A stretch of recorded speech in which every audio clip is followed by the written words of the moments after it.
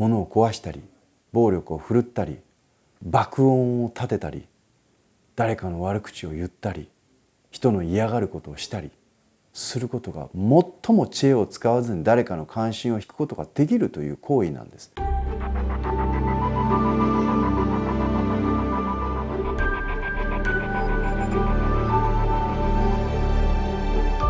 ペンネームのほほんさん、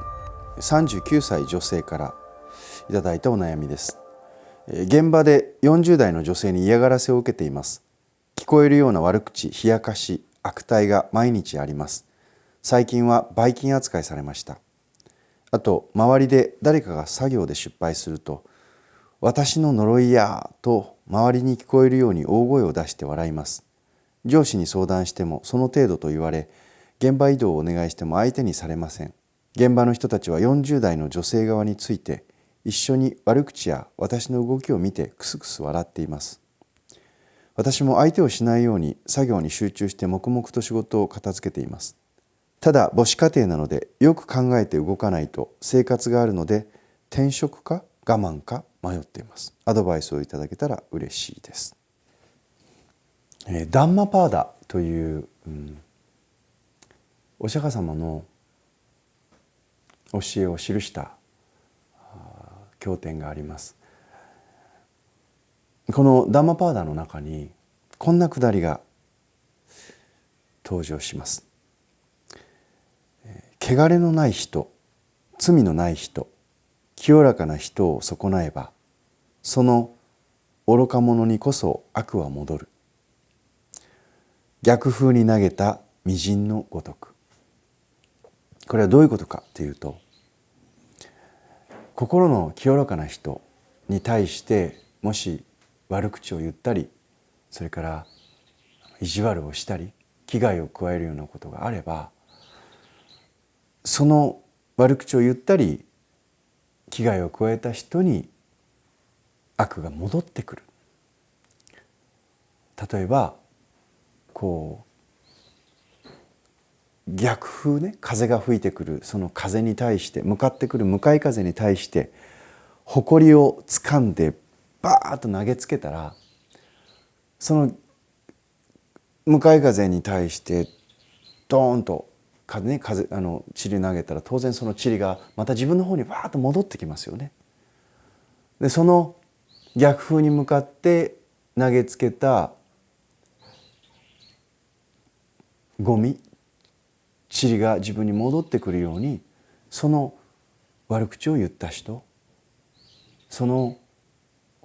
危害を加えてきた人に悪は跳ね返っていくんだということをお釈迦様はおっしゃってます。のほんさんの問題は何かというと、自分の中で哲学がない、それから正しい教えということを知らないがためにブレていることですね。ブレていること。のほほんさんはもしですよ、自分が一生懸命仕事に取り組んでいる、そして周りの人たちに対しても自分が何か迷惑をかけている、仕事に対して誠心誠意向き合っている、自分の与えられた職務をきちんとこなそうとしている、そういう人として当たり前のことをちゃんとやっていらっしゃるという自負があるのであれば、何も逃げる必要はないですよね。処方箋、ちょっと苦い処方箋、ちょっと難しい処方箋です。慈悲の瞑想というものを行ってみてください。慈悲の瞑想って言っても何も難しいことじゃないです。次の4つのことを自分の中で繰り返していただきたい。それが慈悲の瞑想。この4つの言葉を繰り返すこと。1つ目、私の嫌いな人々、そして私を嫌っている人々、その人たちも幸せでありますようにと。私の嫌いな人々、そして私を嫌っている人々も悩み苦しみがなくなりますようにと。私の嫌いな人々、私を嫌っている人々の願い事が叶いますように。そして最後、私の嫌いな人々、私を嫌っている人々にも悟りの光が現れますように。この4つ。私が好きな人々を、そして私のことを好いてくれる人々が幸せになりますようにというのは、おそらく多くの人たちが自然に願えることです。でも自分のことを悪く言う人、そして自分に危害を与えようという人、そういう人は許せないですよね。腹立ちますよね。いつかギャフンと言わせたいと思いますよね。でもそのような恨みに対して恨みを持って対処するという心持ちは、誰を一番傷つけるかといったらその相手ではなくてのほほんさん自身なんです。仏教はそれに対して我慢せよと言っているんではないんです。塵というものを逆風に向かって投げつけたら、その塵はいつかその塵を投げつけた人に返っていくというこの世の中の法則というものがある。だからその悪口を言っている人はもうすでにかわいそうな状況に入っているんです。考えてみてください。もしのほほんさんが悪い心持ちでいい加減に仕事をしている人であれば、誰かに罵られたり悪口を言われたりということがあってもそれはもう仕方ないですよね。だけどそうでないということを自分で自負するのであれば、きっとね、職場の人はみんなその悪口を言ってくる40代の女性の味方だっていうふうにしてのほほんさんおっしゃってますけど、それは間違ってる。もしのほほんさん自身に反省すべきところがないのであれば、必ず3人いれば3人の中に、5人いれば5人の中に、心の底ではそののほほんさんではなくて、のほほんさんに悪口を言っている、バカにしているというその40代な愚かな女性を愚か者だと心の底では思っている人たちは必ずいるはずなんです。まともな人間であればね。もっと言うと、誰かが誰かの悪口を一回ならず毎日のように言い続けなければいけないという理由がどこかにあるんです。それがのほほんさんにないのであれば、その原因がね、悪口を言っている彼女自身の中にあるはずです。家庭でうまくいっていないとか、仕事で何かうまくいってないとか、あるいは自分が人の注目を集めるために誰かの悪口を言ったり、弱いものをいじめたり、そのような習慣を持っている人というのがある一定数どこの職場にもいます。人間にとって誰かから注目されたい、認められたいという欲は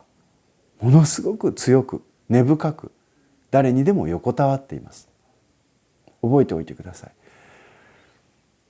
誰かの注目を引こうと、誰かの関心を引くために最も簡単に人の関心を引く方法は何か。それは物を壊したり、暴力を振るったり、爆音を立てたり、誰かの悪口を言ったり、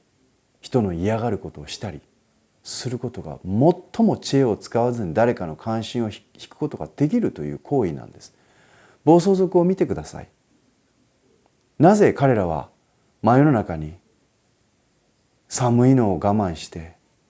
暑いのを我慢して、なんだかなんだかバンバンバンって走らなきゃいけないんでしょう。ああすることが最も簡単に人々の関心を引くことができるからです。自分に注目を集めることができるからです。どうして注目をされたい若者が派手な格好をして物を壊したり落書きをしたりいろんなことをしなきゃいけないんでしょうか。それは最も知恵を使わず誰かの注目を集めることができるからです。悪口を言ったり誰かの陰口を言ったりそれを人の前であからさまにばい菌とか言ったり小学生じゃないんですから、それをやっている本人に対してまともな人の信頼が集まるでしょうかと集まらないですよね。普通まともな人ならあの人おかしいなってかわいそうだなってちょっと当たり障りなくしとこうと、もしくは私もターゲットになって文句言われたくないからなんか合わせてるふりしよう、おそらくそんな状態だと思います。それに対して目には目を歯には歯をやることほど愚かなことはありません。いいですか。塵は必ず投げた相手に返っていきます。それはもう真理です。ですからそこをぶらさず、のほほんさんは塵を投げたあの40代のおばちゃんに帰っていけっていう恨み心を起こしてはいけません。そうではなくて、ああかわいそうだな、ああやって誰かを貶めるということによって関心を引くことしかあの人はできないんだ、それを憐れんであげてください。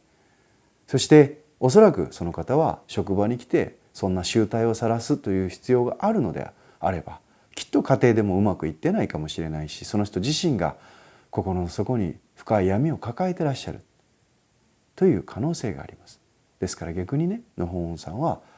文句言ってきたら、ああかわいそうだな、この人が幸せになりますように、心穏やかになりますように、戦いの土俵に絶対乗らない、相手にしない、それを心がけてみてください。もしね、完全に自分の相手の悪口に対してきちんとシャットアウトすることができれば、ねきっとね、職場の中でのほほんさんに対しての応援者が現れてきます。のほほんさんのその非難を浴び続けながらも自分の軸をぶらさず、自分の果たすべき使命を精一杯果たしているというその姿に感銘を受ける人というのは必ず出てきます。応援者が出てきます。それができるところまでのほほんと構えててください。母子家庭でいらっしゃるわけですよね。そういう強き母の生き方の姿勢というものを子どもたちにも伝えてほしいんです。いい？もしお前が学校でいじめられたらね、誰かに文句言われたらね、あるお坊さんからこんな話を聞いたの。お前もこういう心持ちでその土俵に乗らず、自分の心をしっかりと保って、そして堂々と生きていきなさい。そういうことを子どもたちにも伝えてあげてほしいんです。最後に、これは私自身の例なんですけど、やっぱりね、こうしてお寺にいてなんか偉そうにこんな話をしている、このこと、この一問一答に対しても非難が集まるんです。しかもお坊さんから非難も集まったりもします。私は一切気にしません。お寺のいろんな会議で「なんこの若いクソ坊主が」って言われることもあります。役員のおじいさんたちから。私一切気にしません。気にしないって言ったら嘘かな。多分お釈迦様の教えというものを自分の中にしっかりと落とし込んでなかったら、多分すごい悲しくて夜も寝れないかもしれない。だけれども何十回何百回とこの慈悲の瞑想を自分の中に落とし込み、お釈迦様の教えを自分が迷った時、落ち込んだ時には読み、そして自分を保っている。私もこう福厳寺のこの今のお寺のね住職になってからまるっと2年経つんですけれど、その間にいろんなことありました。もうね、匿名で電話がかかってきて、いろんな苦情を言ってくる人もいたりとか、いろんな人が言います。このクソ坊主くたばれとかね。お寺を開放して地域の人たちにどんどん明るいお寺、みんなが来れるお寺にしようと思ってね、一生懸命取り組むほどお寺を食い物にしやがってとかね、いろんなことを面と向かって言われることもあります。でもね、それはそういうもんだと、そういう人がある一定数世の中にいるっていうことはもう分かってるので、大して気に留めないという気持ちにお釈迦様の教えによって支えられてなっています。ただ私が唯一ものすごい反省をしなければいけないことがあるとすれば、それは私のことをよく知っていて、そして私のことをよく理解してくれていて、そして、いつも私に対して何かね、自分が気がつかないことをきちんと提言してくださる、そのような方にもし悪口というかね、何かそういったクレームを言われたり苦情を言われたら、私はそれはきちんと反省して受け止めて、一晩二晩落ち込みます。けれど私のことをよく知りもしない、私がどんな生活をしていて、どんなことを考えて、そしてどのようなことを志しているのかということを知らない人から何かを言われたところで動じる必要もないし、動じないということを自分の中にちゃんと決めておく。これはおそらく最終的にご本人の決断で職場を変わられたとしても同じようなことが起きる可能性があるので、最終的に職場をお辞めになるか、そのまま職場に残られるか、これはもうのほほんさんのあなたの選択ですけど、どちらにしてもね、今の塵は必ず投げた相手に返っていくという法則と慈悲の瞑想ということを実践なさってみてください。きっとね、